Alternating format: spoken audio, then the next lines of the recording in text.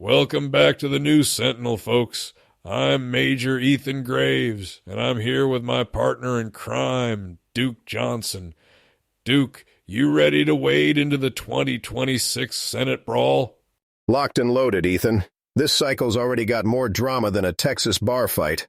35 seats up, razor-thin margins, and every candidate's got a target on their back.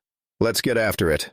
Yeah, and after last episode's deep dive into the big, beautiful bill and all that Capitol Hill chaos, it's almost refreshing to talk about a good old-fashioned election slugfest.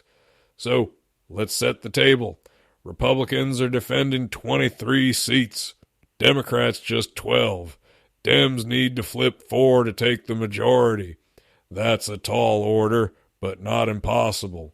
Not impossible, but let's be real. GOP's got the high ground. They're sitting at 53 seats, and the map's mostly red. But man, some of these races are going to be knife fights. Georgia, Michigan, New Hampshire, those are the big ones. Let's start with Georgia.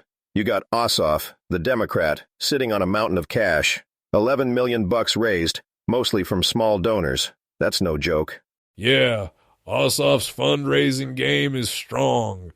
Over 150,000 first-time donors, if you can believe it.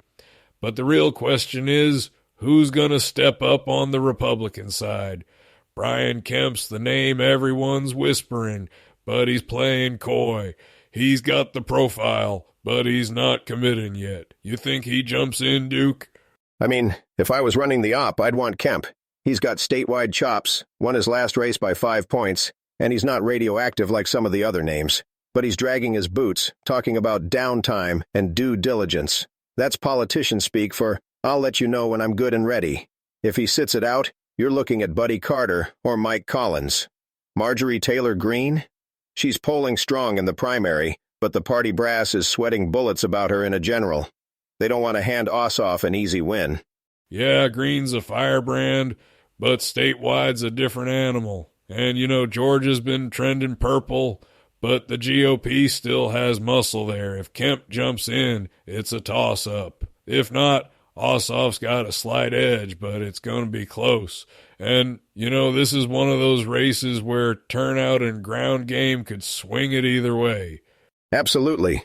And let's not forget, Trump's shadow is all over this. His endorsement still moves the needle in Georgia, but it's a double-edged sword. Helps in the primary, maybe hurts in the suburbs. That's the MAGA math right now. Speaking of Trump's influence, let's pivot to New Hampshire. Gene Shaheen's retiring, so it's an open seat. Chris Pappas is the Dem, and then you got Scott Brown making a comeback. Remember him? Won in Massachusetts back in 2010, then did a stint as ambassador. Now he's back, and he's waving the Trump flag pretty hard. Yeah, Brown's got name ID, and he's running as a Trump loyalist. Border security, deregulation, the whole 9 yards. But he's got baggage. Lost in 2012 and 2014, and folks up there still call him a carpetbagger. Pappas is already hitting him as a Wall Street guy and a Trump rubber stamp. New Hampshire's purple, but it leans blue in federal races. Still, with the right tailwind, Brown could make it interesting. It's a classic Granite State toss-up. Brown's got the institutional backing, but Pappas has the home field advantage. And the GOP's strategy here is to nationalize the race. Make it about Trump's agenda, not just local issues. But that could backfire if moderates get spooked. Early polling's tight, and honestly, I wouldn't bet the farm either way. And Ethan, this is where the party's identity crisis comes out. Brown's all in on MAGA, but New Hampshire's got a libertarian streak. If he goes too hard right, he could lose the middle. But if he softens up, he risks losing the base. It's a tightrope, and the Dems are just waiting for him to slip. That's the story in a lot of these races, honestly. Let's talk Kentucky for a second. This one's wild. Thomas Massey, the libertarian-leaning Republican, is facing a $45 million primary challenge from Trump-aligned super PACs. They want him out because he bucks party leadership and doesn't toe the MAGA line. That's a lot of firepower aimed at one guy. Yeah, Massey's a pain in the neck for leadership. He votes his conscience, which is great until you're trying to run a tight ship. Trump's folks want a loyalist, not a maverick. But here's the thing. Massey's got a hardcore base. If they push too hard, they could split the party and hand the Dems an opening. It's a test of whether there's still room for dissent in the GOP, or if it's all MAGA all the time. And that's not just a Kentucky story. We're seeing it in Louisiana, too. Bill Cassidy's getting hammered in the primary for voting to convict Trump in 2021. He's got challengers coming at him from the right, and the party's trying to keep the peace without getting their hands dirty. It's all about enforcing ideological discipline, but there's a risk of alienating swing voters or libertarians. Yeah, and the Dems are hoping these internal fights give them an opening. But they've got their own problems. Open seats in Michigan, New Hampshire, Minnesota. No incumbents, and that's always a risk. Michigan's especially dicey. Gary Peters is retiring, and the GOP's got their eyes on it. Alyssa Slotkin's the likely Dem, but the bench is thin. Republicans are licking their chops. Right, and Michigan's a Trump-won state. The GOP's got momentum, and if they can nationalize the race around issues like the border or the economy, they could flip it. But Dems are betting on abortion rights, health care, and climate to fire up the base, especially younger and suburban voters.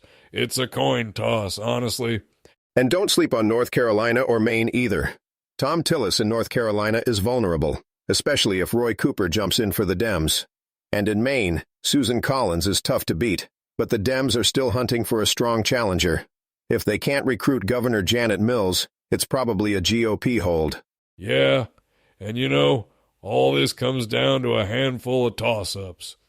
The Dems' path to a majority is narrow, but not closed. They need to run the table in the close races and hope the GOP's internal fights spill over. But the Republicans have the map, the money, and for now, the momentum. It's going to be a dogfight to the finish. And let's not forget, the stakes are huge. Whoever controls the Senate controls the judges, the executive branch confirmations, the whole 9 yards. Trump wants a Senate that'll back his agenda, and the Dems want to block him at every turn. It's trench warfare, man. Every seat, every vote, every dollar counts. Couldn't have said it better. And, as we've seen in past cycles, and as we talked about in our last few episodes, narrative and turnout are everything. The information war, the ground game, the money, the messaging, it all matters. And with a country this divided, every little edge could tip the balance. So buckle up, folks. We're just getting started. We'll be tracking every twist and turn as these races heat up. And Ethan, I got a feeling we're going to have plenty to argue about before November 2026 rolls around. No doubt about that, Duke. All right, that's going to do it for this episode of the News Sentinel. Thanks for riding along with us. We'll be back soon with more deep dives and probably a few more disagreements. Duke, always a pleasure. You too, Ethan. Stay sharp out there, folks. Sentinel, I'll catch you next time. Take care, everybody. We'll see you down the road.